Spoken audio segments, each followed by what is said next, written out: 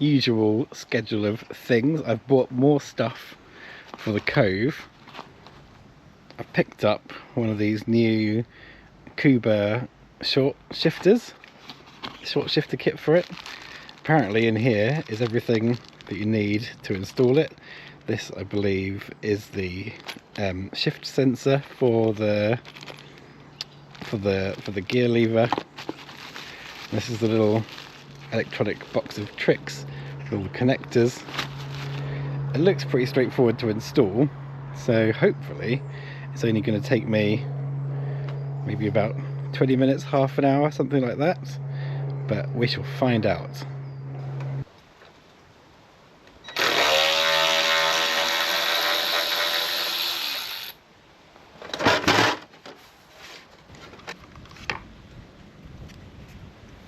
Tiny little battery. I'm going to have to take this bit of foam off, I believe, to get the box of tricks in there.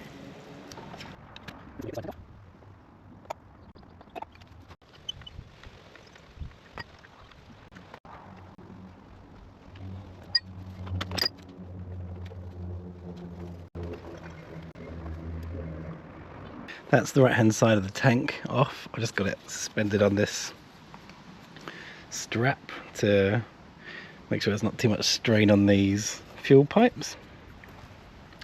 When I took the tank off, this little nut had popped off. So I just put that back on in what I hope is roughly the place it was before. We'll soon find out when we try and put it back into the grommet down here. Next stage is to take the short shifter and thread it into this side of the battery tray with the cables going through this hole in here, so you can get access to the loom around this side and access to the shifter up this side.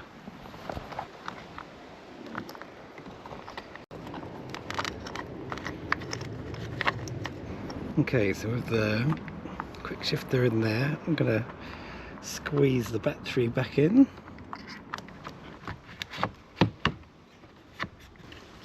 And secure them both down with the rubber strap, which of course is now covered in silicone, well, covered in dielectric grease. Okay, so you can see this wire which interrupts the igniter, the ignition, that comes out of the hole down at the bottom of the battery tray, routes underneath this bit of the airbox. It was a little bit tricky to get the connectors through that section because they are a bit chunky, but I just push this main loom down a bit and then squeeze them through under here one at a time. You obviously have to remove the plug from the coil, which is right up here. So that's this one. So now it should be a case of plugging this one into this one until it clicks, and then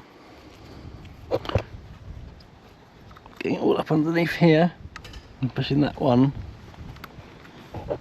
So I've now put a little smear of dielectric grease on both those connectors just to stop them becoming a point of vulnerability for any more water getting in. So the coil wire from the short shifter is now clicked onto the connector up there, and then the original one is clicked into the connector here, so it's intercepting it from the loom, cutting the ignition and then sending it that way when you're shifting gears to do the short shifting. So now just tidy up these wires and get a couple of cable ties on there, and then onto the next bit. So that's everything tucked away and cable tied up. So time to refit the tank.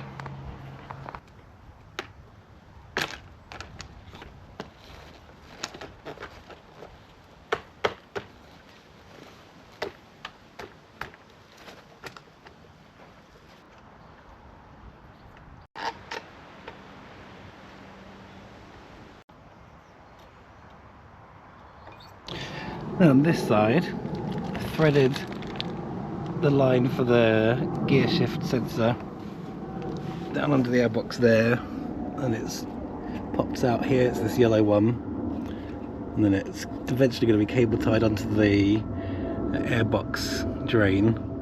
I've just taken this little bolt out the bottom of the shift lever, so now I've just got to replace that with this longer one that's got a couple of big washers on it. So it goes washer, sensor, washer, bolt. So washer, and sensor, and a washer, and that should bolt up into this.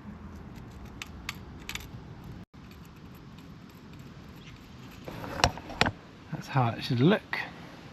Now the instructions say to tighten this bolt up to 6 Newton meters, so it's not very tight at all.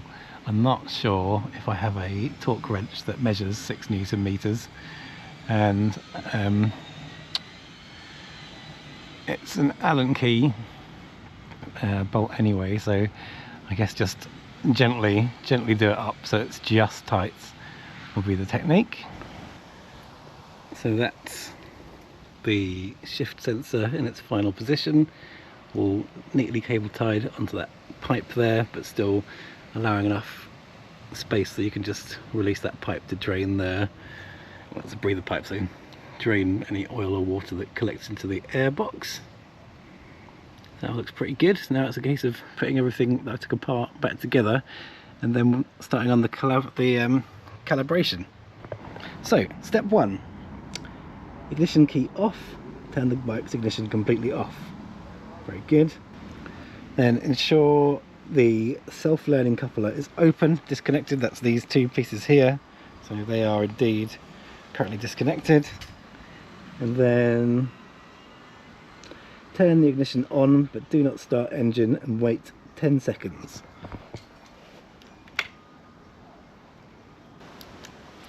Now with the ignition on, we just need to close this coupler.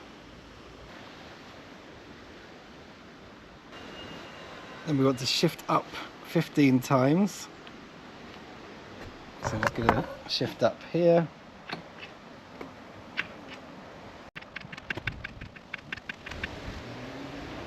Then disconnect this coupler again. And turn the bike off.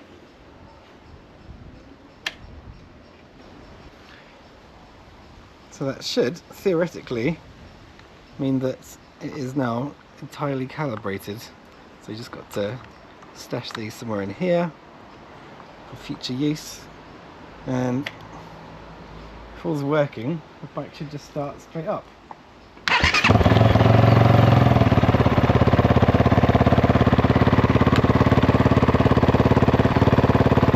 It does, which is a relief. There we go, and that's everything buttoned up. Nice and neat. The bash plate is back on.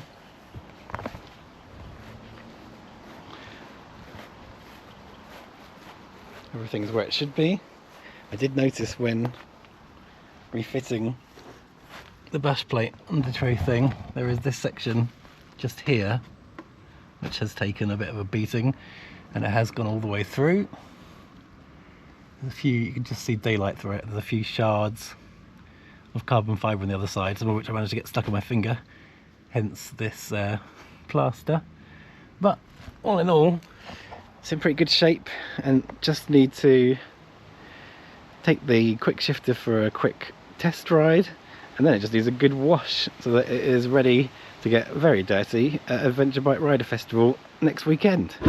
So, alright, so out on a little country road, national speed limit. Pretty quiet around here on the weekend because there's some kind of construction companies up there, but they don't really tend to do anything on the weekend.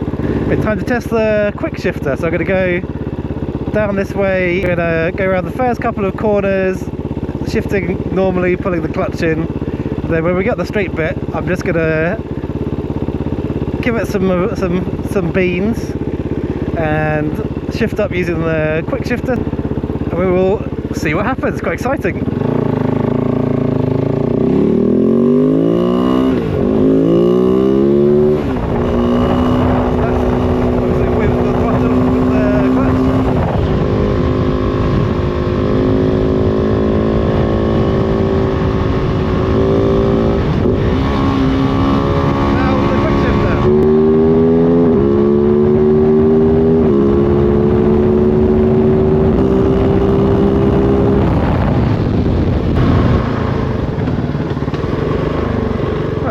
exciting, isn't it? So let's see if the Quickshifter has got any practical application in terms of making it safer, i.e. quicker, to do things like overtaking as we exit this sort of 30-mile-an-hour zone into a national speed limit. There's space to do it anyway.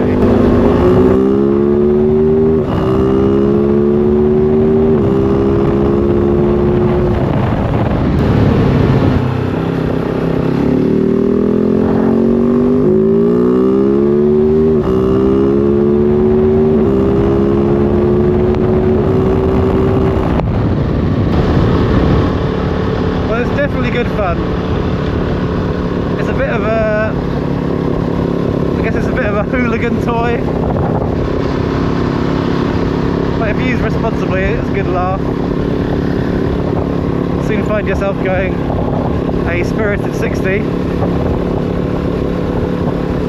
Obviously you have to be careful of, make sure it's a safe place to be doing the national speed limit.